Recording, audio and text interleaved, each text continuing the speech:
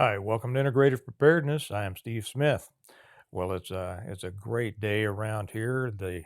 It's been raining all day, and it's been thundering and lightning. And they say that it's about to turn to ice, and then it's going to have 4 to 8 inches of snow dumped on us. And so, of course, everybody in town is rushing down to the grocery store to get milk and eggs and bread, those three things that you have to have if snow comes, right? Because they don't have enough at home. And what am I doing? I'm sitting here by the fire drinking coffee. So, how are you today? Um, I want to talk today about a book that I recommend to a lot of people.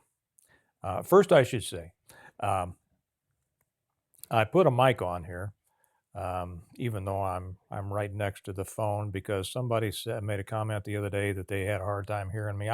I know that that's true. I don't talk very loud. Um, I just don't like to. My wife is a lot younger than I am, so I don't have to. Her hearing's very good, and my kid's hearing's very good. But I think it's kind of genetic. All the Smiths kind of had. We talk quietly. There was an old joke in the family. My mother used to tell me that she was watching her dad and my dad's dad talking one time, and they were sitting in opposite chairs, and my granddad Smith um, talked so quietly that the other granddad, kept inching forward, inching forward, trying to hear him, and and pretty soon, everybody in the room was looking over there to see, if he was going to be able to keep his seat in the chair without falling out. He was trying to hear my other granddad, and so there was kind of a joke. There was an old movie back in I don't know when, a long time ago, called Whisper and Smith. I think it was Alan Ladd, and it was kind of a joke that a lot of us should be called Whisper and Smith. For you younger people, don't worry about it. It's not that important. Anyway, so I've got a mic on here. Um, have you read Atlas Shrugged? Probably not. It's the book that's called. Now, if you have, you're one of only a few. It's the book that's called the book that millions have started and hundreds have finished. It's by Ayn Rand, who was a fascinating person herself. She was an immigrated from Russia, came over, didn't speak a lick of English, and within a few years was a screenwriter out in in Hollywood.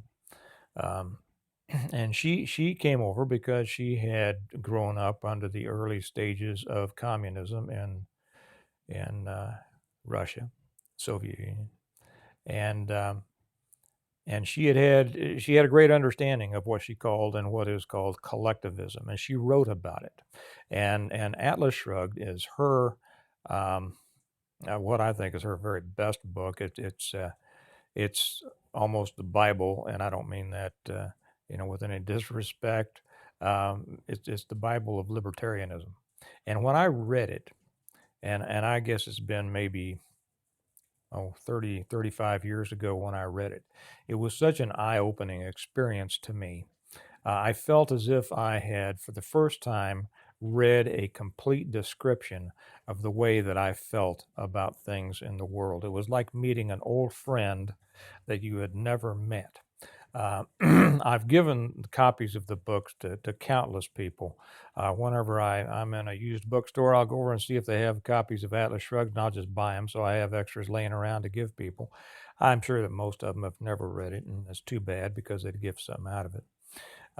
But I tell people it's not a book; it's a life experience.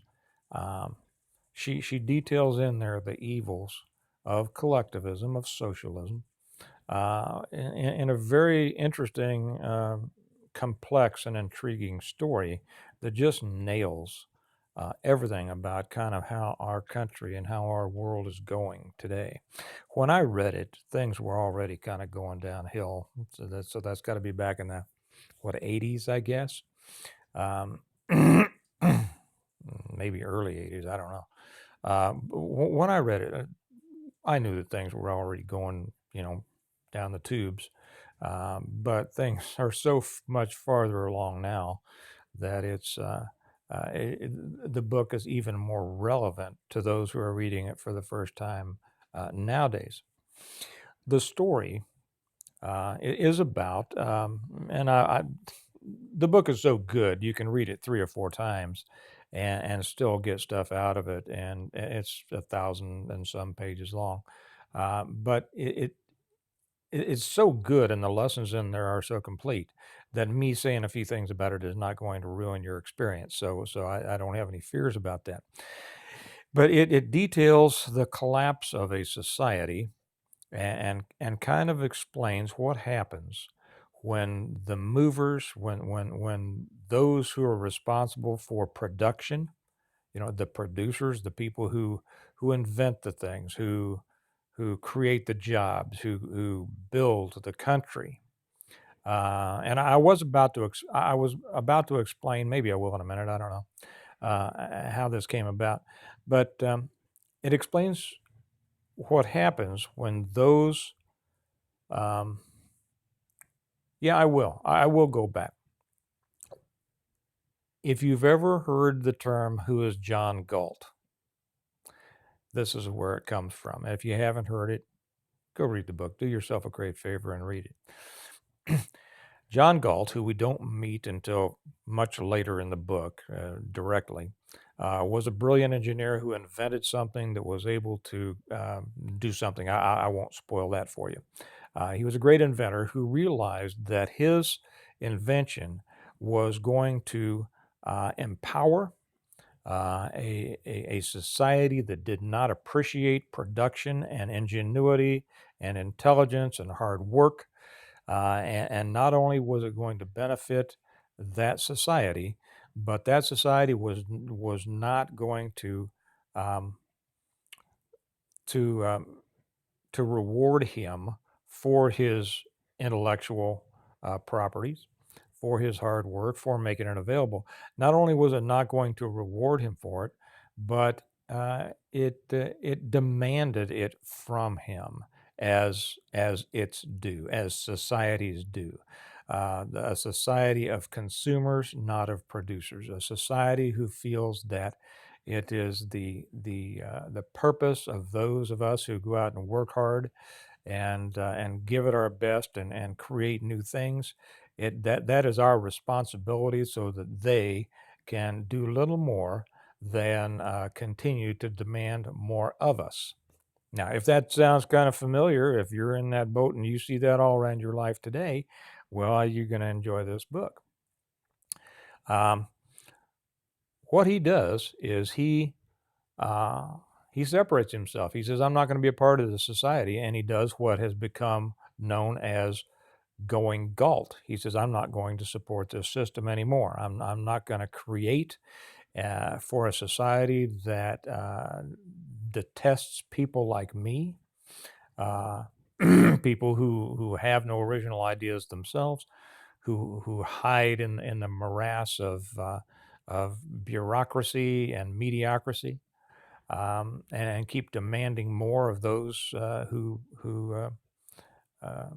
provide for it. I'm not going to do it," he says. So what he does is he leaves and he just kind of bails out of the society. Well, he has a little job there, but I won't tell you about that. Uh, what he does, he goes around to other people that he knows. One way or another, he knows them.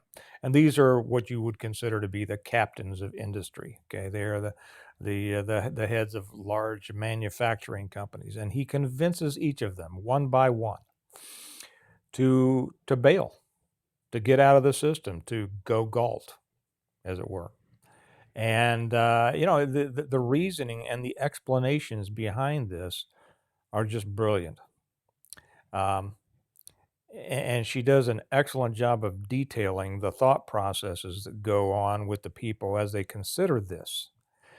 Each of these people, as he approaches them, he convinces them, and of course, they're just beating their heads against the wall. They're trying to work harder, but they're taxed higher. The more is demanded of them from a consuming society, and he convinces them one at a time to just shut it down.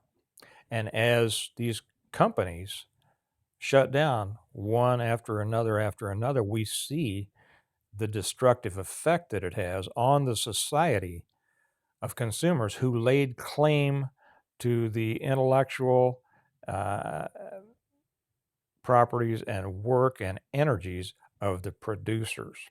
And we see what happens to those consumers when the producers are gone, the producers that they despised, who they looked down on. And it's fun to read and it's fun to watch. Well, at towards well, I won't say when it happens. What happens is that one by one, we see that these people have gone to a place called Gulch. Now that sounds kind of corny, but Gulch, and there's a couple of things in there that I think are a little wild, but they're still fun to read. Um, and instead of beating their head against the brick wall of a society who just takes from them, they find things that they love to do. One guy just loves to cook hamburgers and cheeseburgers the very best he can, and he sets up and so they start kind of a little society in this hidden, faraway place. Another guy likes to do something else. Another person likes to do something else, but they separate themselves from society, find those things that they love to do, which of course increases their quality of life unbelievably. Um, and for which other people will pay a reasonable amount of money because they appreciate it. So they've gone from a society in which they were not appreciated, in which really they built and supported that society, um, despised by the very people they supported. And if you've ever had a business and you've had employees, you might have seen some of that. Um, to a place of like minded people where they were able to do what they really enjoyed, that they were appreciated for, and they were compensated properly for it. Um, this is a great lesson for all of us. The lesson being um, instead of continuing to beat your head against a brick wall of a society that every day seems as if it's moving farther and farther and farther away from the things that you think are important, the values that you feel are important. Uh, you keep fighting that system. You keep fighting to be a part of it. You keep trying to keep your head above water. And what I've often told people is well, I won't get into that right now. Um, I'm not sure how to say it without it saying a bad word, so I won't say it. Um, find something that adds to the quality of your life. What is the thing? Because I have a lot of I run into a lot of people that just hate what they're doing for a living. They hate it, but they have other things they can do. And a lot of them are starting to develop those things, and they love it, and they're becoming good at those things, and they're developing their own economies. And so my suggestion for you would be, and this is all a part of preparedness, because we talk about it, I say, we prepare well today in order to live well tomorrow, right? Well, part of that is developing our own economy, developing our own way of making a living. And to the extent that we can separate ourselves from the world gone mad, it's going to increase the quality of our lives tremendously. And I'll tell you that from my perspective, 100%. And if it increases the quality of your life, it's going to increase the quality of everyone's life who deals with you, your kids, your spouse, your friends, your whatever. And you're going to be in a position not only to make a new and better road for yourself, but to be there to help others find it too. So that's my 2 cents for today. Um, if you need to go Galt and get out of the system, or if you need to stay in it a little bit and kind of work your way out of it, try to find that Gulch and deal with other people who love what they're doing and do a good job, and to where everybody can appreciate what each other's doing, because it is a different kind of life than the kind of life that most people are currently involved in. So go out there and see what you can do about that. And I'm going to have some more coffee here and wait for the snow to come. I'll talk to y'all later. Bye bye.